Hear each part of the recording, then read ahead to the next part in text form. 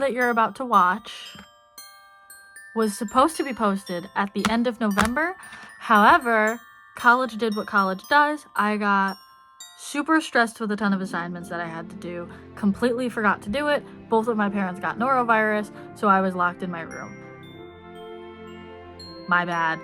Welcome to VLOGMAS. You're about to watch the first episode of VLOGMAS. Hope you enjoy. Also, since it's the first day of VLOGMAS, and I'm recording this on the 3rd of December. Most of this footage is from November. Ignore it. So I have the Sephora advent calendar. My mom bought it for me. Very exciting. I have the first 3 days because, like I said, I'm recording this on December 3rd. Day 1, I'm gonna simulate me opening it. Oh my god, day 1! Ooh!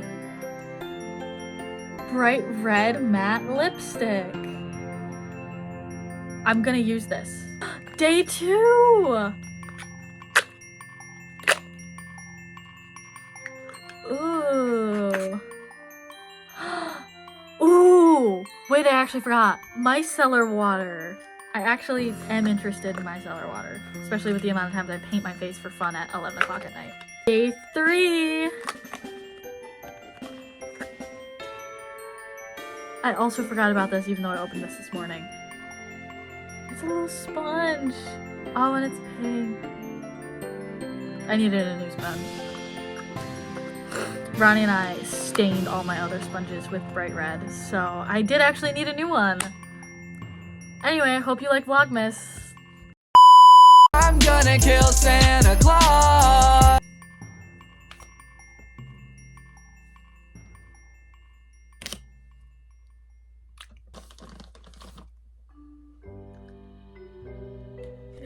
You want my fat in your butt?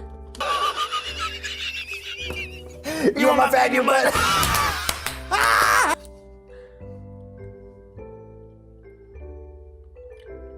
This one's white in the middle. Yeah.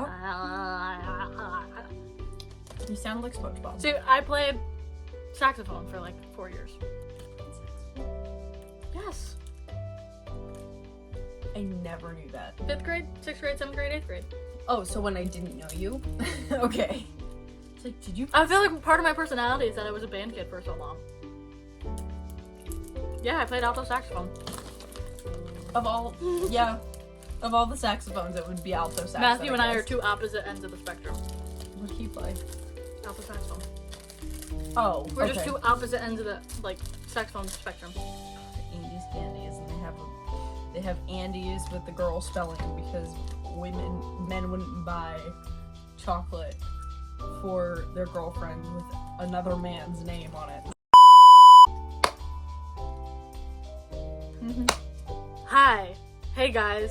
This is my second video I'm filming this week. So here I am with my brother, my biological brother, the brother I'm related to. We're related. Biologically. We're gonna read Reddit stories and do clown makeup. Am I the lobster for punishing my foster daughter for telling the authorities that my 12-year-old daughter was taking drugs? Out the gate, I'm saying yes. Out the gate, I'm also saying yes. I, 34F, have been looking after my foster daughter, Mary, 13F, for over a year ever since her parents overdosed on drugs. So clearly there's some background with drug use. Yeah. I also have a biological daughter, Lila, 12F. Mary and Lila mostly get along, although there have been some minor arguments. A few weeks ago, the police came to Lila's school. Someone had sent an anonymous message to the school saying that Lila was in possession of drugs. After searching through her phone, locker, and bags, they realized the drugs in question were Skittles that Lila had lying around in her bag that accidentally ripped open in the packaging. So why were you in her bag?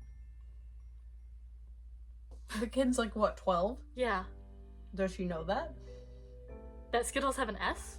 That they were Skittles. Like, she probably figured it out.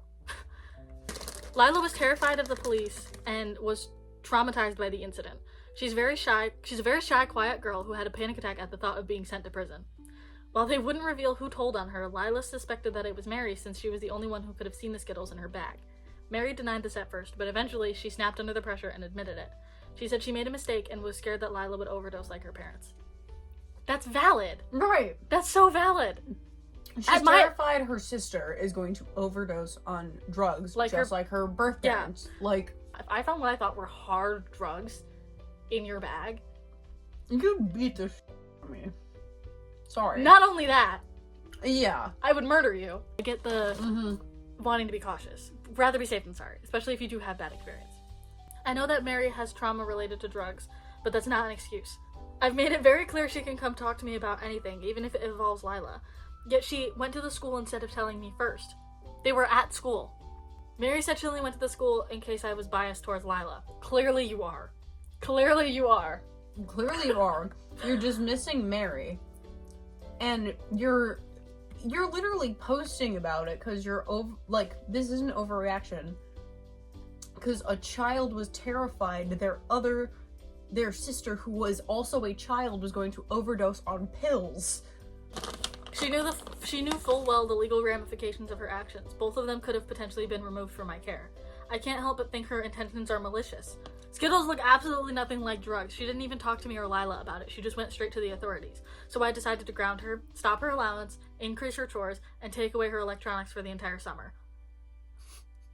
Are you kidding? She's still upset with me for this, saying I went too far and I was punishing her for having trauma and trying to do the right thing. You are! You are! She feels like I'm doing this and this and this. Because you are! She feels like I'm an awful human being and I suck and I'm way more biased to my biological daughter. I feel like I have a duty to teach her that it's not okay to potentially get our entire family into legal trouble over a misunderstanding. Am I the lobster? Edit. The reason I thought she had malicious intentions was because the week before, Mary, coincidentally, started a large argument with Lila for hanging out with Mary's crush. Lila eats candy all the time, especially Skittles, and Mary knows that Skittles are her favorite. This one is highlighted. I don't know if that means anything. I've never read this letter before. I'm tempted to say you're the lobster, bordering on not the lobster. Rock lobster. I think Mary's reasoning is fairly sound. She's a kid who's deeply traumatized by experiences in her own life with people using drugs, and it's very, very hard for a 13-year-old to conceptualize the repercussions for something like this. If she was acting out of malice, that's one thing, but I think it's pretty hard for anyone online to be able to say if that's the case. That said, I do think your punishment is extreme. I think this is a great opportunity to have more heart-to-hearts with Mary and help her learn how serious this could have been. Is she already in therapy? I assume she must be as a foster child with her history, but if not, she absolutely should be.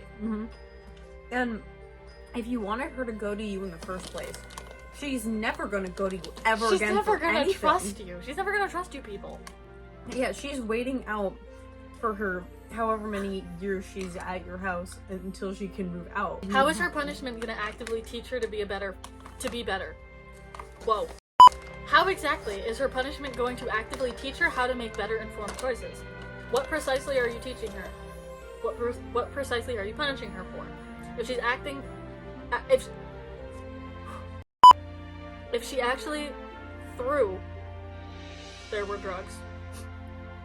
Going to her most trusted adult is the right thing. If it's a teacher or you, that's up to her. If it was malicious, that's a different story. You need to be absolutely positive which it is before any punishment. The only punishment that actually worked are logical consequences or punishments that you can sell as logically closely related and actually show them how behaving better is better. Just an FYI, drugs, one example, fentanyl, come in many variations and can look like candy.